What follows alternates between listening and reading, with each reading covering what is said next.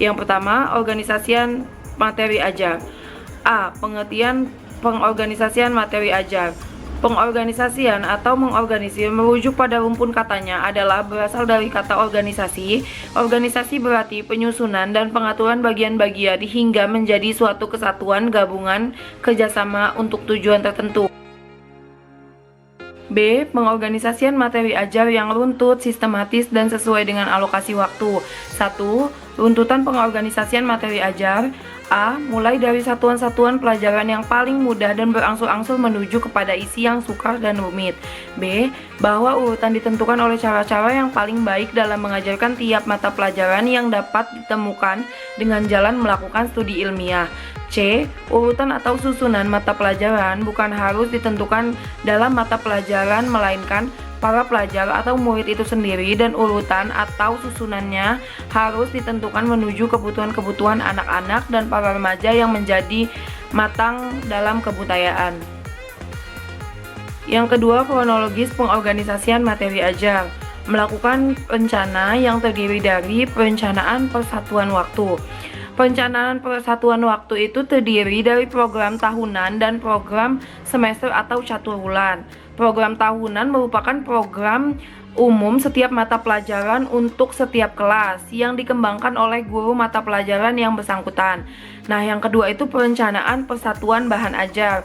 Perencanaan persatuan bahan ajar dibuat berdasarkan satu kebulatan bahan ajar yang dapat disampaikan dalam satu atau beberapa kali pertemuan. Merencanakan kegiatan pembelajaran adalah sebuah hal yang wajib dilakukan demi suksesnya pembelajaran yang akan dilakukan.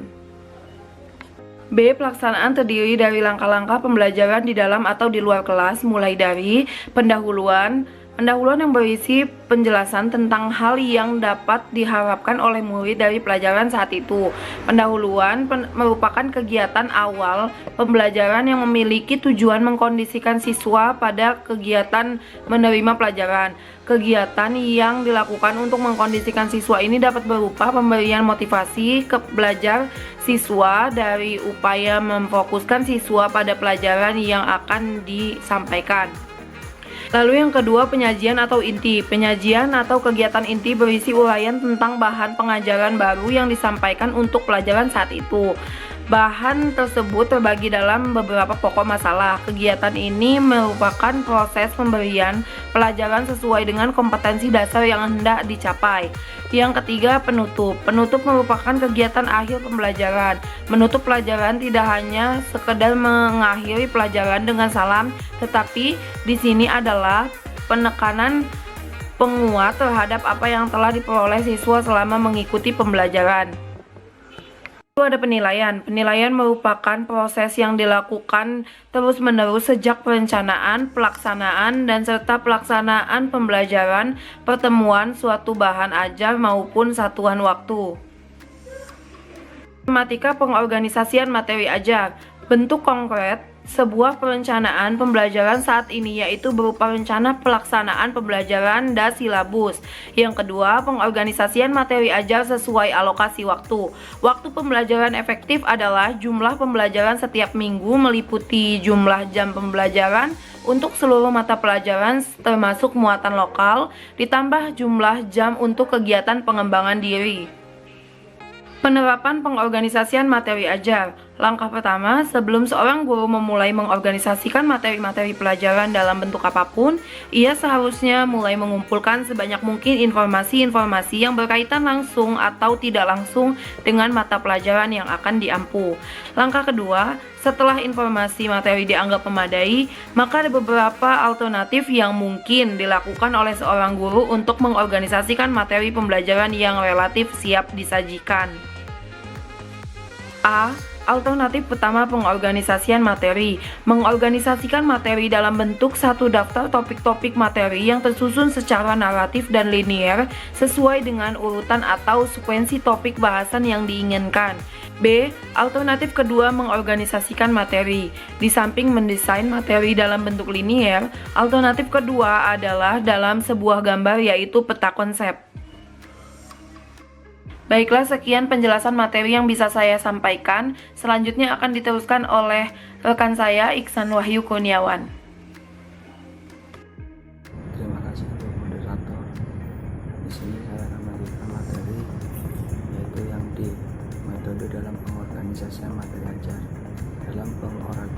Dalam pengorganisasian materi ajar, ada beberapa metode yang digunakan. Antara lain yaitu yang populer digunakan adalah yang pertama, klasik tutorial. Dalam klasik tutorial, seorang peserta didik memulai sebuah materi ajar dari pengenalan materi, kemudian melalui beberapa tahap proses sampai ke tingkat mahir konsep dan keahlian. Yang kedua, knowledge batch tutorial. Pada sistem ini, peserta ajar diajak untuk mempersiapkan materi ajar terlebih dahulu. Kemudian dilakukan tes awal pada setiap materi, yang mana tiap tes merupakan peningkatan materi tes sebelumnya. Yang ketiga, exploratory tutorial. Dalam metode ini, setelah menerima introduction, selanjutnya learner dapat mengakses halaman di depan eksplorasi materi ajar. Dari sini dapat dilakukan pengaksesan link dokumen, basic data apapun ke knowledge space. Yang keempat, generation lesson.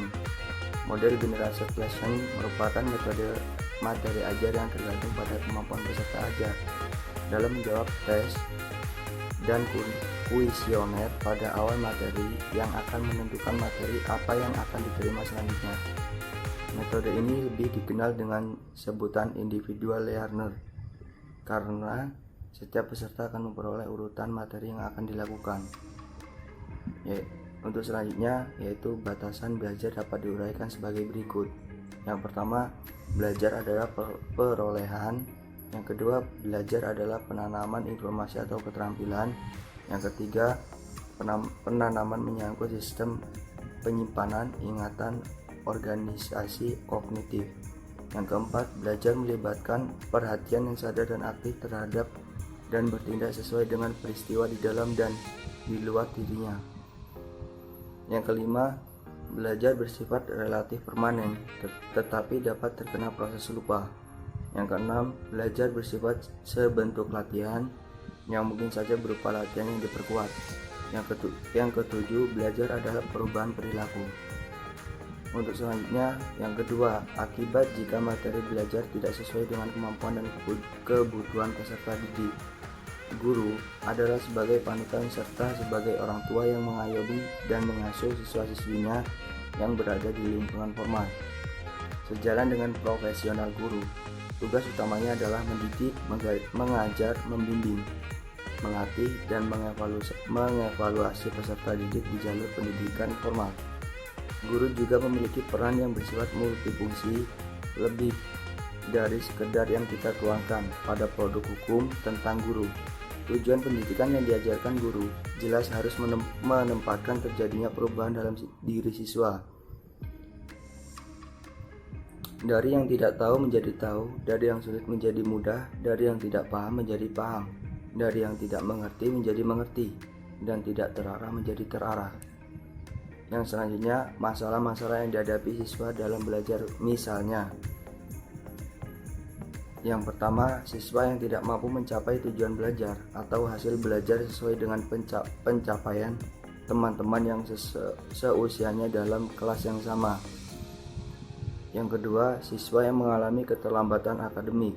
Yang ketiga, siswa yang secara nyata tidak dapat mencapai kemampuannya sendiri. Yang keempat, siswa yang sangat lambat dalam belajar. Yang kelima, siswa yang berkekurangan motivasi dalam belajar. Yang keenam, siswa yang bersikap dan memiliki kebiasaan buruk dalam belajar. Dan untuk selanjutnya, siswa yang sering tidak mengikuti proses belajar mengajar di kelas. Kesimpulan, peran seorang guru itu amatlah besar dalam pendidikan, dan tentunya muara dari pendidikan itu sendiri adalah terbentuknya karakter bangsa. Sudah sepatutnya pemerintah memperhatikan permasalahan yang dihadapi dalam dunia pendidikan itu sendiri, terutama meningkatkan kualitas guru. Jika kualitas guru itu sudah baik, maka pemilihan materi ajar yang akan disampaikan kepada peserta didik itu akan sesuai dengan kebutuhan dan kemampuan belajar peserta didik itu sendiri. Tidak dipungkiri bahwa masih banyak para pengajar kita yang masih belum menguasai teknologi informasi, yang menjadi salah satu alasan dan penyebab pemilihan materi yang tidak sesuai dengan apa yang dibutuhkan oleh peserta didik. Terima kasih, sekian dari saya.